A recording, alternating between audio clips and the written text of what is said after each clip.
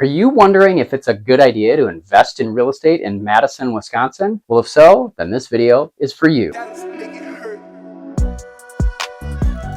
I'm Josh with the Live Home team, and in this video, I'll be covering exactly what are the top ways that you can make money in real estate in Madison, Wisconsin. So there's really three main ways that you can make money in real estate. Number one is appreciation, right? And this is when you make money just by owning a home. And over time, historically, we've had appreciation rates. Property values have gone up over time, maybe 3 to 5%. In the last 5 years, it's been significantly more than that, right? During COVID, we all know interest rates dropped and appreciation rates and demand skyrocketed. We were seeing home values go by 10, 15, maybe even 20% or more in some markets. Not as much in the Madison market, but but we definitely saw them going up close to that 15% mark. Now, we're starting to see those level off now. It's 2026 at the filming of this video, and starting to see more of a plateau in terms of pricing and more modest appreciation rates, probably in that 2 to 4% range. My prediction for the rest of this year is we'll probably continue to see a flattening, right? Because here's what I do know is that if you count on appreciation every single year of a dramatic amount, if it stays too high for too long, get ready, because there'll probably be a crash. But this is where you just in your home or own a property, and over time, just by owning the property, you get some appreciation. Now, way number two that you can own and invest in real estate and make money is to buy and hold. So this would be more of a long-term, more of a rental strategy, right? Like you're going to buy it and you're just going to hold it as a long-term investment, as a rental. And what matters most here is how much do you both have to put into the property to initially buy it, but then also on an ongoing basis. And hopefully your income is greater than your expenses.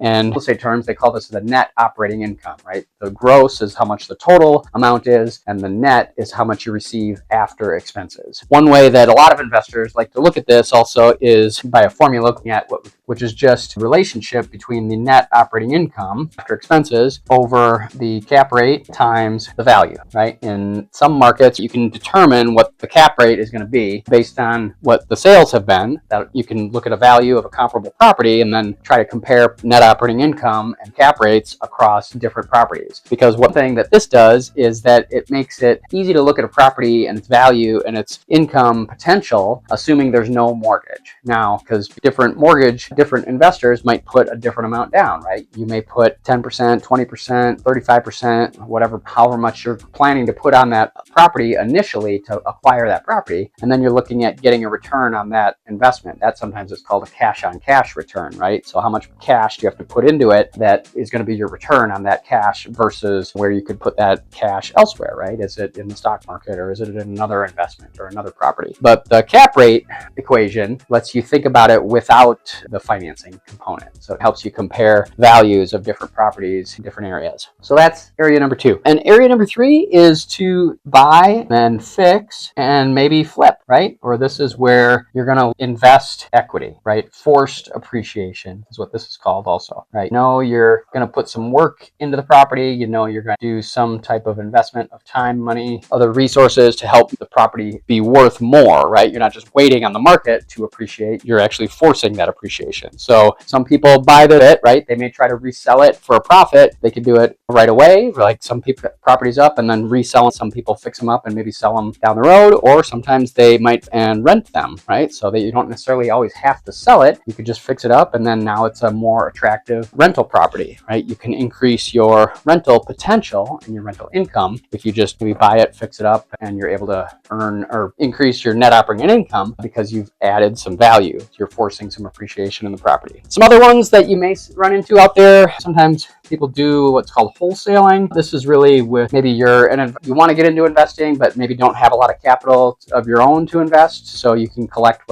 like a finder's fee for finding a great deal or opportunity for another investor, and then collect a fee on top of that. It's really up in the air in terms of what that fee could be. It could be $500, it could be $5,000. It's really, there's not a general market for it, a deal by deal basis, but that's one option. The other one I'm seeing sometimes is also short-term rentals. So this would be more like your Airbnb Airbnb or VRBO type of things, where hoping for a greater net operating income because you're doing a short-term rental versus a longer-term rental, right? You're getting that nightly stay, or weekly stay, or whatever it might be, to be a much higher dollar amount. Certainly you're charging more for that, and some people do really well on those. But also keep in mind there's also going to be a lot more work involved, right? You're having to deal with cleaning and turnovers and marketing and advertising and all that stuff in a much more intensive way than if you just rented it to the same tenant and rented it out for the entire year, for example. Those are the kind of the main ways to invest in real estate, and those are the ones that I've personally used in the Madison area. I've also had clients that have used all of these as well in the Madison area. And one of the things that I think makes Madison an ideal option for investing in real estate is that it's a pretty stable market, meaning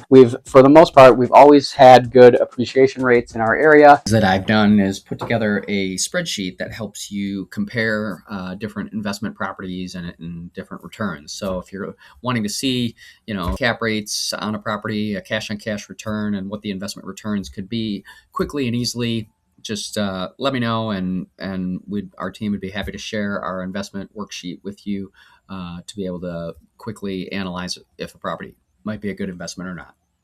And I think the big part of that is because our economy is pretty diverse and pretty strong, right? Fairly large city, although not as big as Milwaukee, but we're the second city in Wisconsin, and we've got a pretty diverse economy. So there's a mix between government sector jobs through federal government, because we're the capital. There's also a bunch of university jobs through University of Wisconsin and other universities in the area, Madison College and other things like that. Different diverse employment base, but then also there's lots of private sector jobs, right? We all know systems down in Verona has been a big driver for our community. We've also had other larger insurance companies and exact sciences, pretty diverse private sector community as well. So I think all of those lead to Madison being a pretty stable economy, which has led to what I believe is pretty stable appreciation rates. And then the rental markets have been pretty strong as well. I know I don't follow the rental market quite as much on the large scale side, but if you drive through downtown Madison, you'll definitely notice a lot of larger apartment complexes going up. And part of that is due to vacancy rates, right? So as vacancy rates go down, there's not as many apartments available. Developers and builders tend to come in and want to provide additional inventory options for people to be able to rent and hold long term. But then as far as finding those fixer-upper properties can definitely be a challenge. We've got our median home price in Dane County right now is right around $460,000. So finding, especially in the lower end market, like finding those lower price properties that need some fixing up, they're out there, but they're just maybe a little bit harder to find those opportunities. But they are certainly an option in the market. Anyway, hope you found this video helpful, and if you want to talk more about investing in real estate, either with myself or one of my other team members, just feel free to reach out to our team and we'd be happy to help. Again, I'm Josh with the Home Team, and this video is all about real estate investing in the Madison area.